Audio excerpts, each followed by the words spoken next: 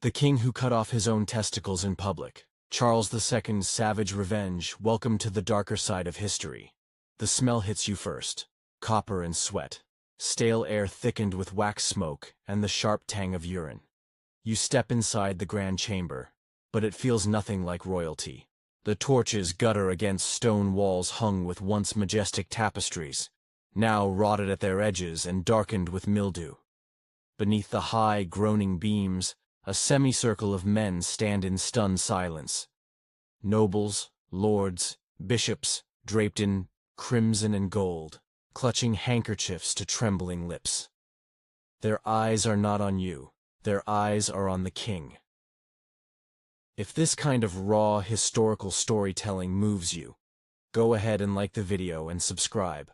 No fluff, just facts and fear. Where are you watching from tonight? Somewhere safe, or somewhere quiet enough to hear your own breath? Let me know, especially if you're watching alone. Now brace yourself. Let's walk into the shadows. You step further in. The cold stone seems to shift underfoot, as if recoiling from what's about to happen. Before you, Charles II of Navarre, king, torturer, scholar of pain, has stripped away his robes and crown, revealing a pale, scarred torso. His eyes shimmer, mad but clear. In his right hand, he holds a blade not made for war but for something crueler. Smaller. Slower. His left hand trembles as it grips the folds of his garment to expose himself. The court gasps. One noble swoons. But you cannot look away. The year is 1378.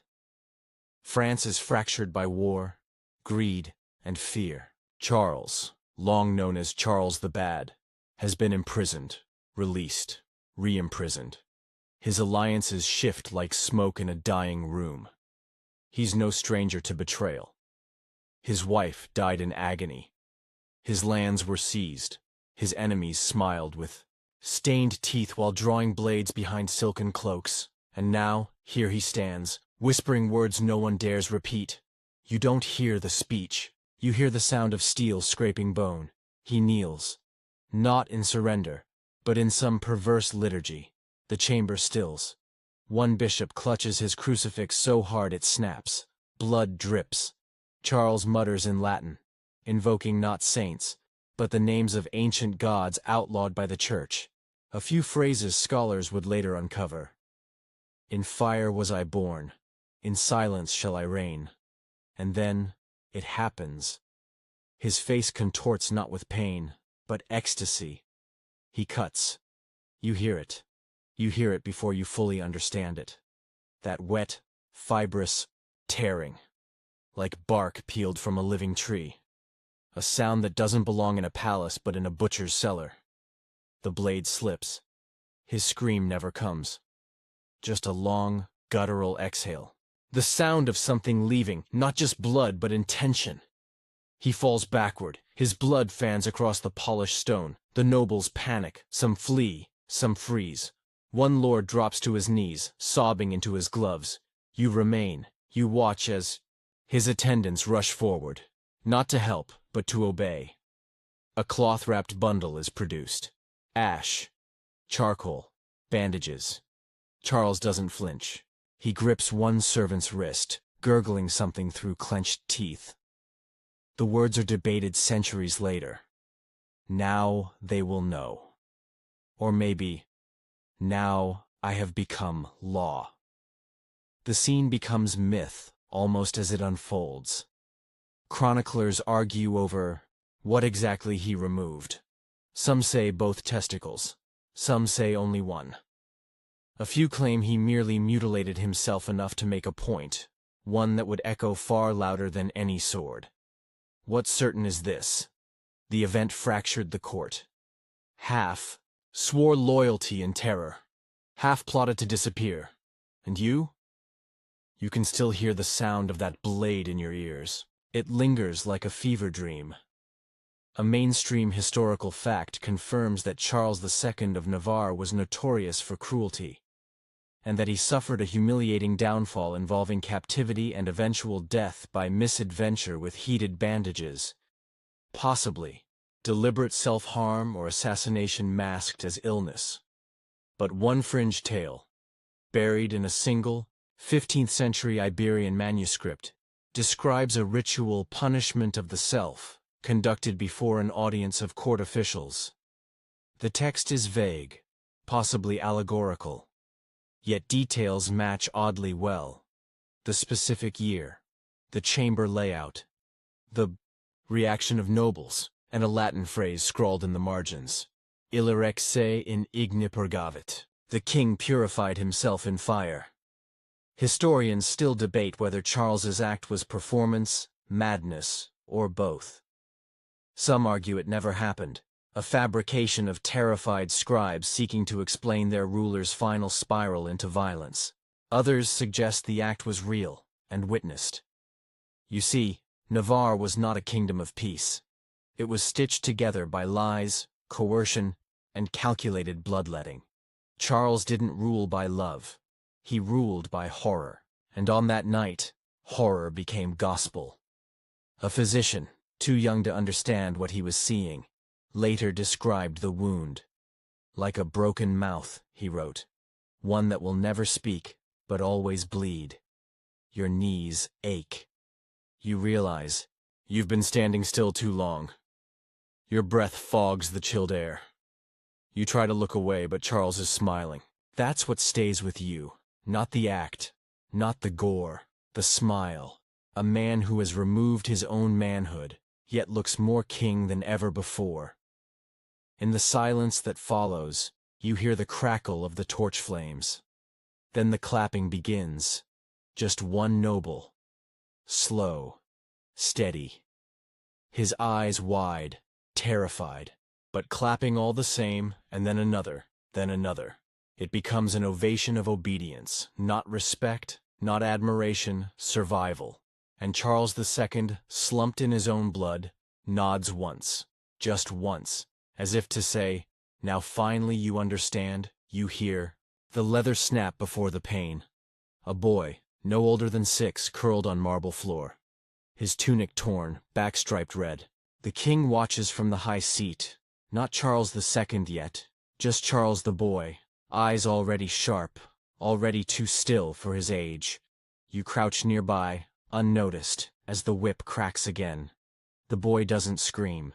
He stares at the wall, where a tapestry of St. Bartholomew's flaying gently sways in the breeze. This is your first memory of Charles.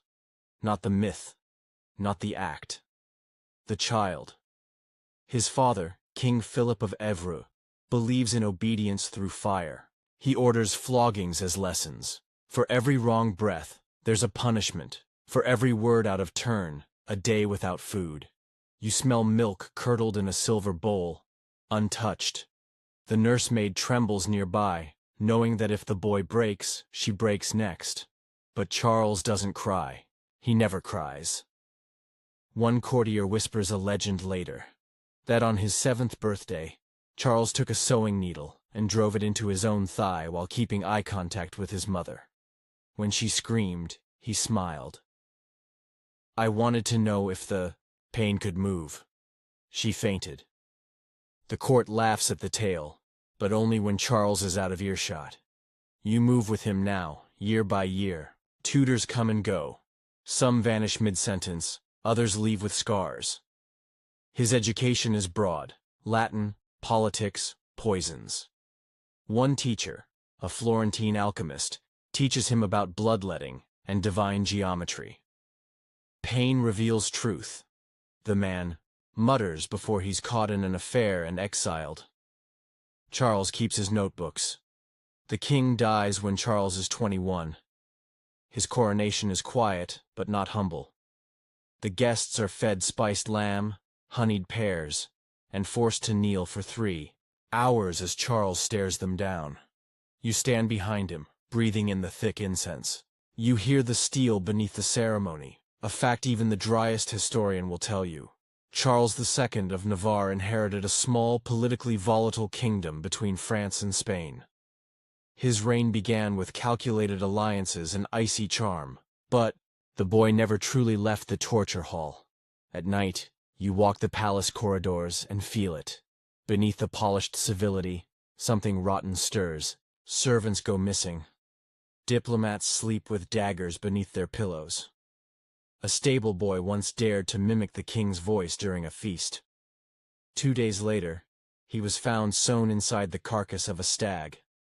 No one investigates. Still, Charles knows how to smile. You see it as he courts Joan of Valois, a French princess. He touches her hand like a lover, but you see the testing pressure of his thumb against her knuckles, like he's feeling for weakness in the bone. They marry.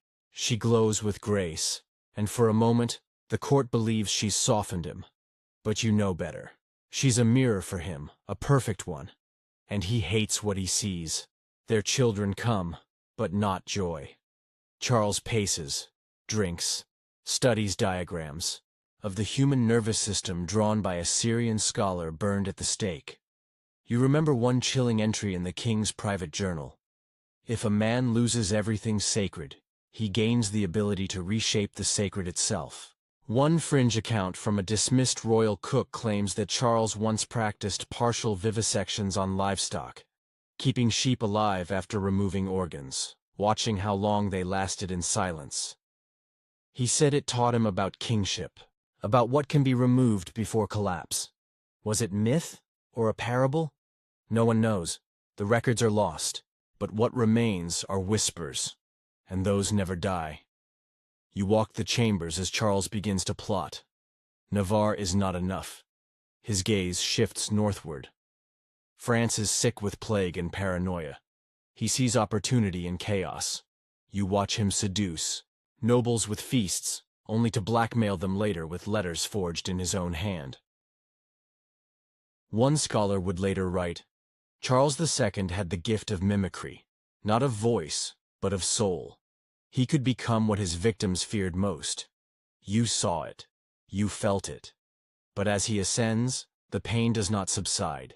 It grows.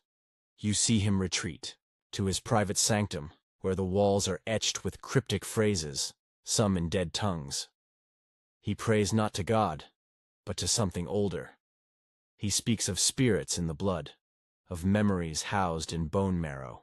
He drinks concoctions that smell of vinegar and ash.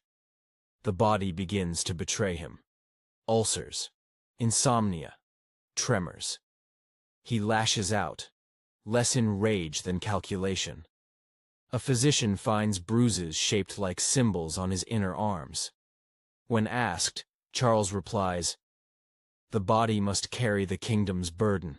In 1368, his wife Joan dies under strange circumstances. Officially, infection. Unofficially, despair. You see her body laid in the royal crypt. Charles stands beside the open casket. He doesn't weep.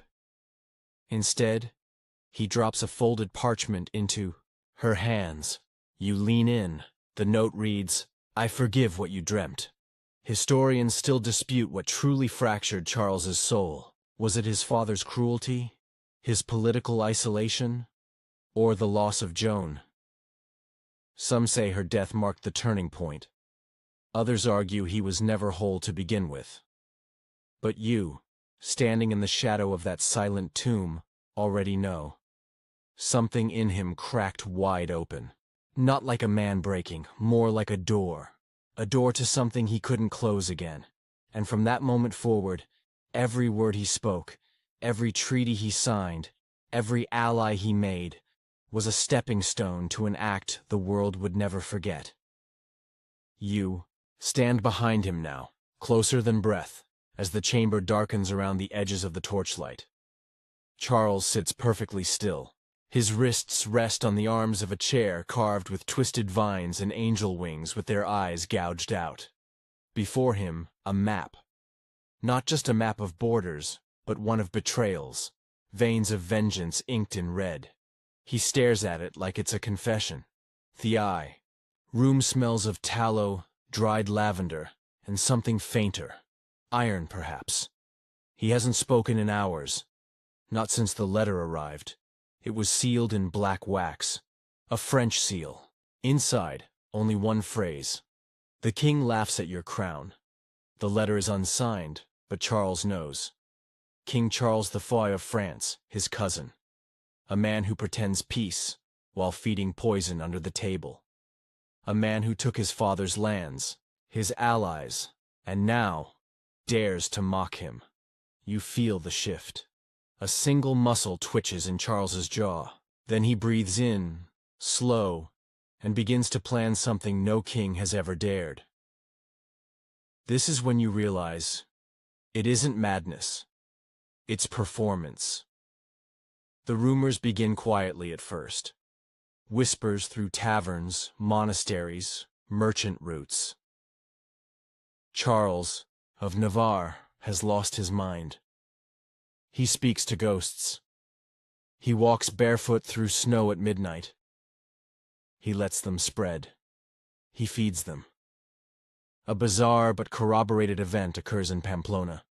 He attends a feast with live rats sewn into bois, the sleeves of his robes. They scratch and squirm as he raises his goblet. He never flinches. A historian from Aragon later writes, "He wished to show that his flesh would not yield, even to hunger from within." The line between symbol and sickness blurs. You walk the halls where Charles orders mirrors removed. He cannot look at himself now, not as he begins the ritual. He stops eating meat, sleeps on stone, allows his hair to grow until it mats into ropes. In the night, he wakes screaming, not from fear, but from visions. "I saw the serpent in my blood," he tells his physician. "It sings of justice." He studies ancient texts, some banned, some burnt by previous monarchs. One codex describes a ritual of bodily sacrifice, cutting away the inherited curse of virility to purify the soul for divine revenge. You feel his resolve harden, like steel quenched in water. The scholars around him grow afraid. One flees. Another tries to poison his ink well and ends up crucified upside down from the palace gate, his tongue removed. It is winter when Charles prepares the chamber. You're there. You remember the quiet dread in the stone walls. A table laid with linen, a silver scalpel warmed by fire. A surgeon summoned under threat, his hands already shaking. The king removes his robes without ceremony. He says nothing. A mainstream fact. Charles II had long suffered from ulcerations in his lower abdomen, a condition worsened by wine and anxiety. One French source records his bouts of raging fever and swelling in the loins. But no one speaks openly about what happened next. No court record, no scroll, only oral histories, and you. The surgeon steps forward. Charles stops him. "Not you," he says. Then, to the stunned crowd of guards, priests, and scribes, he performs the cut himself. Slow, unflinching, surgical. A basin is prepared. The blood is caught. The silence is louder than any scream. Only the fire crackles, and the surgeon sobs quietly. You cannot turn away. His face remains cold, but sweat pools at his collar. When the final string of tissue is severed, he speaks. Now, France will listen. He collapses, but not unconscious. The next hour, he dictates 3 letters, one to the Pope, one to the King of France, one to the people of Navarre. Each includes the same phrase. "I am no longer a man ruled by impulse. I am a vessel of reckoning." The letters exist, at least fragments do, preserved in Spanish archives under the code name La Incisión. Scholars still debate their authorship. The handwriting matches Charles, but the language, some say, feels too lucid, too composed. Was it dictated? Was it real?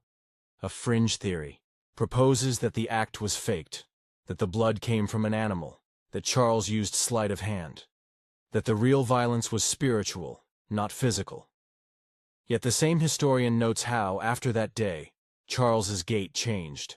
His eyes took on a hollow gleam. You followed him in the weeks that followed. He walked with a cane carved with Ouroboros scales. He gave sermons in the palace courtyard, denouncing pleasure, naming lust as a disease, and vowing to live as fire without smoke. The people did not mock him. They feared him. France does not laugh. Charles V responds with silence at first, then dispatches spies, then sends envoys to assess the health of the King of Navarre. None return. One is said to have been found stitched into his horse's saddle. Another dies after eating a fig soaked in wine. His tongue blackened, eyes shriveled. You watch the court transform. Lavish gowns are replaced with black. Minstrels sing only dirges. The Queen's old portrait is covered with cloth. It is said Charles dreams of her nightly, but no longer speaks her name. The act has changed him, and yet, he's never been clearer. You're there as he assembles his council for war. He brings maps again, but not just of territories, of bloodlines. I will cut the serpent at the root, he says. And if I must die, it was the beginning of his revenge. You follow Charles deeper into his calculated darkness, into the shadowed veins of a vengeance that crawls like a live thing beneath the surface of his court. His body, once a symbol of royal virility, is now a fractured monument to sacrifice and wrath. You smell the cold ash of burnt candles, the faint copper sting in the air from unseen wounds, and the bitter tang of spiced wine used to dull the pain that never truly leaves him. Days stretch into weeks. Charles's court is a stage of silence punctuated by whispered conspiracies and the subtle scrape of boots on stone corridors. The king's wound does not heal, not physically, but in a more agonizing way. Flesh may close, but the psychic fissures grow. His shadow lengthens into paranoia and obsession. He carries a small box, rumored to contain the severed symbol of his manhood, wrapped in velvet. The box is locked, key worn smooth from his grip. You see how the king's behavior transforms. No longer does he seek comfort in feasts or women. Instead, he holds midnight councils with sorcerers and alchemists, desperate to reclaim power through arcane means. One night, a French envoy spies on these sessions and later describes an infernal rite with whispered chants and the scent of burned herbs. The king's voice is both desperate and cold, like the wind before a storm. You hear the historians' debates now? Some say these rituals were political theater, designed to unsettle enemies and rally fear among his subjects. Others argue Charles believed in dark magic, that his mutilation opened a gateway for something otherworldly to possess him. The truth is lost in smoke and blood. But the strangest tale comes from a traveling monk who claims to have seen Charles speaking to a shadow that no one else could see. The monk's words chill you. The king confided in a shape without face, a voice without sound. He called it the betrayer within. You wonder if the king's revenge is aimed outward or inward. Rumors spread faster than wildfire. Stories of knights who fell ill after drinking from Charles's cup, their bodies contorting in agony. Of envoys who vanished without trace. Of a specter haunting the castle walls, said to be the king's lost manhood, cursed to roam and bring ruin. You witness the king's decrees grow harsher. Executions rise, trials become spectacles of terror. One accused nobleman is forced to wear a mask of silver, shaped like a grotesque phallus, as a symbol of his supposed betrayal. The court watches in horrified fascination. One of the most shocking events unfolds during the festival of St. John. Charles appears publicly, bare-chested, the scar where he cut himself visible beneath his cloak. The crowd gasps. He raises his arms and proclaims that he has sacrificed the seed of treachery to protect his kingdom. Then, without warning, he slashes the air with his knife, drawing a line of blood across the flag of Navarre. The act is symbolic, brutal, and unsettling. It seals his reputation as a king who has willingly embraced suffering as a weapon. Festival ends in silence, the revelers too afraid to cheer. You note the scholarly dispute here. Some argue this public display never happened, that it is a later invention to explain the king's ruthlessness. Others claim eyewitness accounts confirm it, but were later censored by royal scribes. Behind closed doors, Charles's health deteriorates. His body weakens, but his mind sharpens. You find yourself drawn into his inner circle, seeing the exhaustion etched on his face, the haunted look in his eyes. He confesses, "This pain is my justice. I am no longer a man. I am a reckoning." You reflect on the bizarre truth that Charles's mutilation was not a defeat, but a declaration, a message carved into flesh and bone, that he would endure any torment to claim revenge on those who wronged him. The kingdom feels the tremors. Enemies falter. Allies reconsider. Fear becomes a weapon as potent as any sword. And you wonder, how far will one man's savage sacrifice echo through history? You watch the final act unfold like a dark thunderstorm on the horizon, inexorable and charged with bitter portent. The years have worn down Charles's body, a fragile shell cradling, a mind sharpened into cold steel by suffering and wrath. The kingdom itself trembles beneath the weight of his silent war, a war not just of armies but of fear, myth, and legend. His mutilation has become more than a personal vendetta. It is a symbol that haunts every corner of his realm. Peasants whisper of the king without seed, a monarch who sacrificed flesh to claim divine justice. Nobles speak in hushed tones of curses whispered in the night, of shadows that stalk the castle halls, and of a king whose pain became a weapon sharper than any blade. You're there as news comes of an assassination attempt, crude and desperate.